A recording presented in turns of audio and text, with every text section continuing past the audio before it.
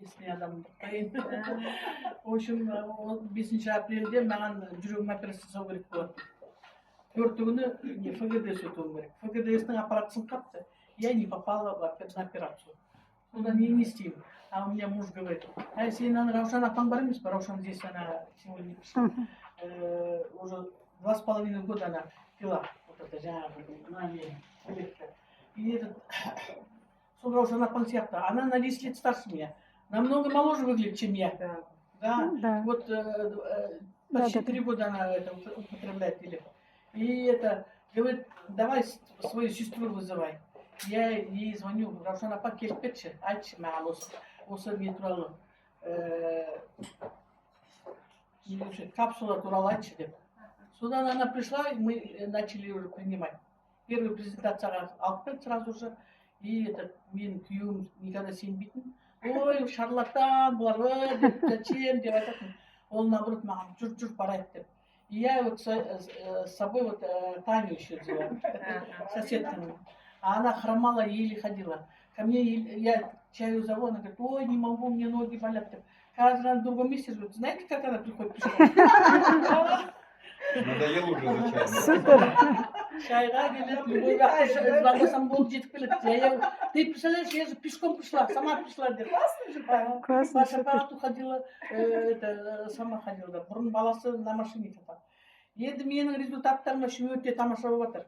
Изжогым кетті, жаңағы запоры кетті. Әлгі біздің әйелдер бейшара секіріп қалсақ, түшкіріп қалсақ шығып кетеді ғой әйел. Соның бәрі тоқтады. Қазір секірем міне.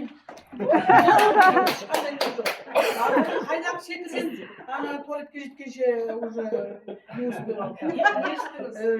Осы мен негізі іштеген шатқан жоқпын. Осы мынау елефті ғана ішіп осындай результат алып. Күшті.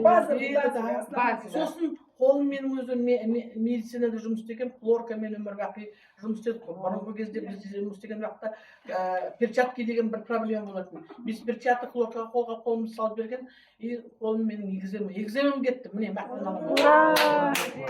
Мен не бары ішіп жатқаным бір ай осы жатқаным. Супер. Бір айдың ішінде қаншама результат. Жүрегіме сосын кардиологқа бардым. Мен жүрегім операциясы қашан барсам операция деп менің басымды қатырған. Енді осы жол кардиологқа барсам, кардиолог айтады, сізге ешқандай операция керек жоқ, оны отменил де. Мен қуарып, енді мен бикардияны алдым деп жатыр енді біріншіден. Екіншіден осы мынау елефті ғана ішіп результат алып жатырмын. Күйеуімде сахарым бар, сахарный диабет. Осыны ішіп, оның сахарда түсті, давлениесі норма. Ол кісі енді сахар болғаннан кейін түні бойы енді бар ғой да ең аз деген 7-8 рет баратын. 10 рет бармаса, и түні бойы ұйықтамайтынбыз екенбіз. Хронический усталость кетті екенбіз. Таңертең мәзбіз. Бұрын шай ішеміз бе жатамыз. Далаға шығып келемін жатамыз. Усталость, какая-то усталость, я не знаю, как будто бір шақты қазғандай шашайды. А қазір таңертең тұрып алып айда бүкіл шаруаның бәрін істеп. Дискотекаға бар екен. Мы такие КНБшники, күнде немере бағамыз. У нас работа такая. Ана бала, ойбай көтім сүрт дейді. Көтені сүрту керек. Тамақ ішейін дейді. Мен ананы жегім келеді, мынаны жегім. Бәріне жүгіріп, бәріне үлгереміз. Тәуба осыған мен осы елефтің есімін айтайын дегенім ризамын. Вообще шынында да адамға өте бір несі көмегі бар екен. Мен ана апамды 2,5 жыл естімеппін, тыңдамаппын. Ол маған айтып отқанда, ой апашка, қойш.